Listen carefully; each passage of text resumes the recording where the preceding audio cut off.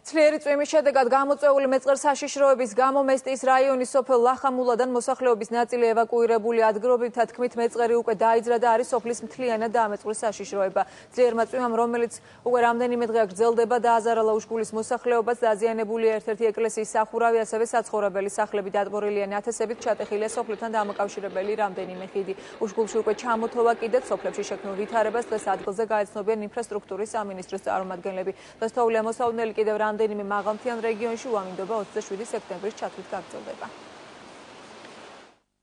ამჟამად ლახამულაში ღელე მოდის, მეწყერი მოდის ციდან დაბლა. დღეს მთელი დღე მუშაობდით და გავუჭერით კალაპოტი, ღელეს გავუჭერით კალაპოტი, მაგრამ რამდენად იმუშავებთ და როდის რა ჩამოვაკიდო, ეს ჯერ უცნობია. 17 ოჯახი ბავშვებია ნაყოდილი, თორე პროცები, კაცები და ქალები ოჯახებში არიან. და შეწოდიდან მიგვაჩნია ჩვენ რომ მოსახლეობა გავიყვანოთ ამ ზონიდან.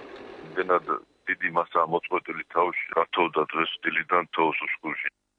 ეს თვითმმართველობაში ესაა ლახამულა, ესეთი სოფელი, სადაც რამოდენიმე დღე არის უკვე მოსახლეობა გასახლებულია, არის ძალიან მაღალი რისკი ზღვაოს საშიშროების, იმყოფებოდა გარემოს დაცვის სამინისტრო, დადო დასკვნა, მთელი გზების დეპარტამენტი იქ არის მობილიზებული, ძალიან დიდი ნაშალი მოდის და რო გზა არ დაიკეტოს, დღეს და ხვალ ღვინალექი არის მოსალოდნელი, ასევე თვითონ მესტიაში იქნა ინფრასტრუქტურული ზიანი, რამოდენიმე ხიდთან დაკავშირებით. ფინანსთა სამინისტროში გადაგზავნილია 291,000 ლარზე მოთხოვნა, რომ გამოეყოს. დღეისთვის დასავლეთ საქართველოს უმეტეს და აღმოსავლეთ საქართველოს ზოგიერთ რაიონში იწვიმებს ელჭექთან ერთად დასავლეთ საქართველოში ზოგან ძლიერად.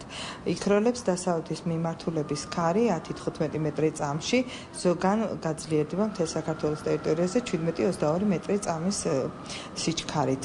აღმოსავლეთ საქართველოში შესაძლებელია სეტყვა.